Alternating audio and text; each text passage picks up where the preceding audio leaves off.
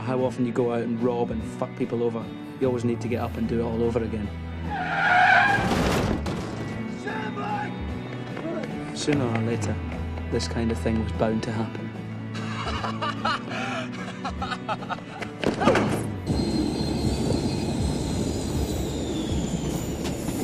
Now what? We'll go for a walk. What? A walk! Trainspotting is a 1996 British film directed by acclaimed director Danny Boyle. It's adapted from the novel of the same name by writer Irvine Welsh, ranked 10th in the top 100 British films of the century by the British Film Institute and revered as one of the best films ever made on the topic of drug addiction.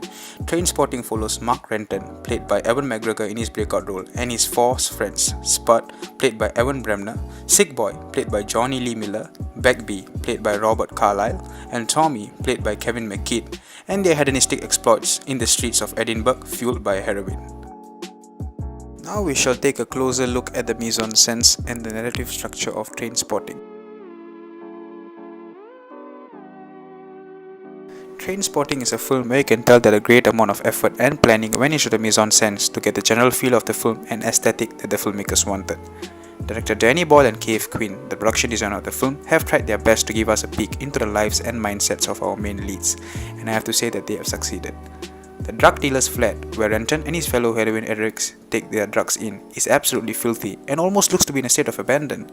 There are massive holes in the wall, the ceiling is peeling, there are bottles of alcohol, drug paraphernalia and cigarettes strewn everywhere, which all show us just how much drug addiction has affected our characters. They couldn't care less about the cleanliness or the hygiene of the place, all they need is their daily dosage of heroin. It also creates a drab and depressing atmosphere, ultimately driving home the point that drugs will massively affect a person. This type of dingy setting is even used for character development in the film. Tommy is a character in the film who starts off drug-free. It's a waste of your life, man. Poisoning your body with that shit. But eventually indulges in heroin to get over the loss of his girlfriend. The very first time we see his apartment in the film, it's a stark contrast from the drug dealer's flat. It's organized, clean and full of bright colors, which shows us that Tommy is living an organized life. Far later in the movie, however, when Tommy has succumbed to heroin addiction, we get to see his current residence, and the difference is night and day from his previous residence.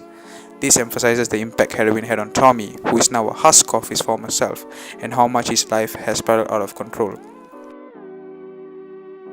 Now we shall take a look at costumes, makeup and hairstyling. When it comes to these, there is nothing that particularly stands out as unique.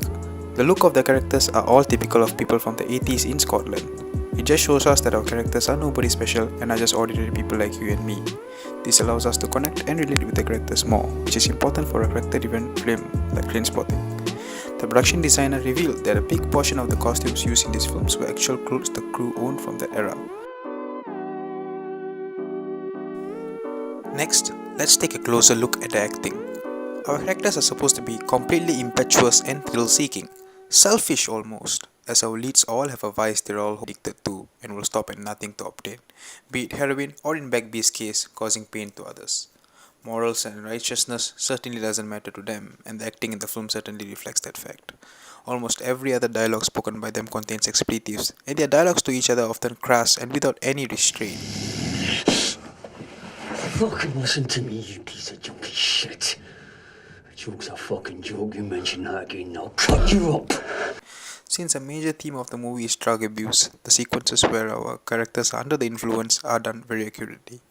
The scene where Spud attends an interview after taking the drug Speed captures how a person experiences increased talkativeness and hyperactivity after taking that drug, and the scenes involving heroin shows the actors in a state of extreme euphoria after they have ingested the drug.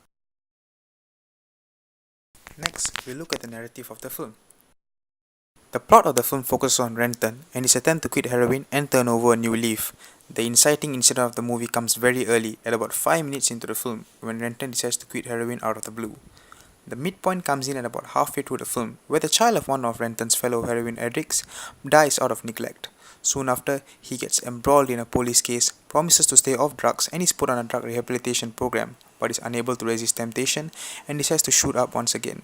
This dosage, which ends up being very potent, almost kills him, landing him at the hospital, following which his parents force him to quit cold turkey, leading to the withdrawal scene, after which the third act of the movie, set in London, begins. This relatively fast pacing aids the film, making sure it never gets boring. The characterizations are done well, and almost all our main leads have arcs, growing and evolving as characters. A unique feature about the film is that it has no clear antagonist. Some might argue that it's the drug heroin, some might argue it's Begbie due to his quick temper and psychotic tendencies, and some might say it's the very concept of addiction itself, as that is the reason behind many of the lead's sorrows. Overall, Trainspotting is a raw and realistic film that shows things as it is. There is no sugarcoating or glorifying, but at the same time, it does not outright dehumanize or antagonize any characters. It leaves the viewers to form the verdict on what's right or what's wrong, if such clear-cut labels exist, that is. I believe this to be the movie's meaning actually, about how no human is perfect and it's all a matter of perspective that shapes opinions. The final shot perfectly describes this. It shows Renton leaving his friends after stealing money that was meant to be shared. Some might say that his move was justified based on the behavior of his friends, and some might say that no matter what, it's a betrayal. But one thing's for certain, and that's determination to start afresh. The engaging characters, gripping story, and a watertight screenplay makes Trainspotting an absolutely captivating watch. The short runtime of just over 95 minutes ensures that it never gets stale. It's rare that we get such a gripping, visceral film about a taboo subject like drugs that doesn't get too preachy and instead has its fair share of fun and light-hearted moments. Trainspotting is a must-watch, and I highly recommend it, as long as you can stomach the crude humor and the brutal scenes showing the effects of drugs and withdrawal. Thank you.